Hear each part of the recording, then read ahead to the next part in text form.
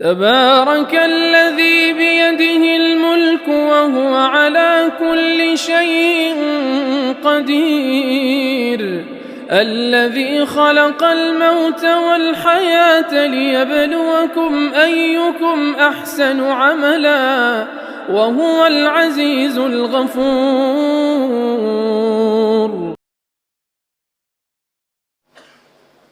बिस्मिल्लाहिर्रहमानिर्रहीम हामिदन व मुसल्लियन अम्मा बाद।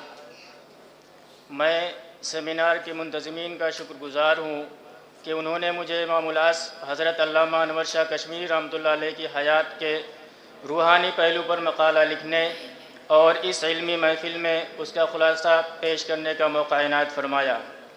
हज़रात, अल्लामा अनवर शाह कश्मीरी की हयात शरीयत व तरीक़त के हसीन इम्तिज़ाज का वो नादिर नमूना है जो हर दौर में तालिबान हक़ के लिए मशअल राह बनता रहेगा।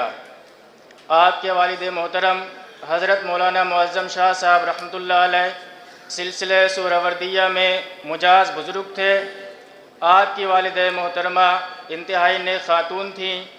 यूँ बचपन से ही आपकी परवरिश एक ऐसे माहौल में हुई जहाँ इल्म अमल और तस्फ़ीह ज़ाहिर व बातिन दोनों की यकसा अहमियत थी।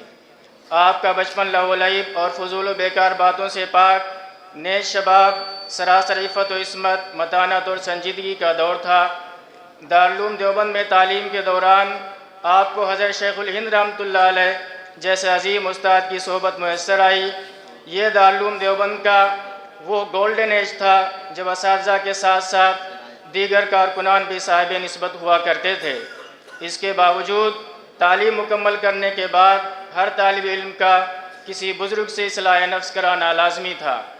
फ़राग़त के बाद हज़रत शाह साहब रहमतुल्लाह अलैह ने क़ुतबुल इरशाद हज़रत मौलाना रशीद अहमद गंगोही रहमतुल्लाह अलैह की खानक़ाह में हाज़िर होकर इस्लाह बातिन और तज़किया नफ्स के मराहिल तय किए।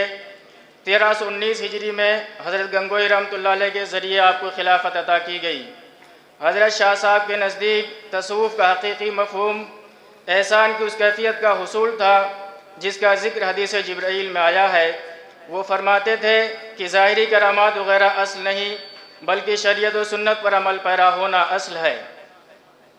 आपकी रूहानियत का अंदाज़ा इस बात से भी होता है कि आपके उस्ताद मोहतरम हज़रत शेखुल हिंद रहमतुल्लाह अलैह ने आपको जो सनद अता फ़रमाई थी उसमें यह लिखा, अल्लाह ने मौलाना अनवर शाह में इल्म, अमल, सीरत, सूरत, वरा, ज़ुहद सब कुछ जमा कर दिया है। हज़रत शाह साहब रहमतुल्लाह अलैह ने एक बार दौरान दर्स फरमाया, लाख दफ़ा बुखारी पढ़ो, जब तक किसी अल्लाह वाले के जूते सीधे ना करोगे कुछ नहीं बनेगा। मैं इसी पर अपनी बात ख़त्म करता हूँ। व आखिरु दावाना अनिल हम्दुलिल्लाहि रब्बिल आलमीन।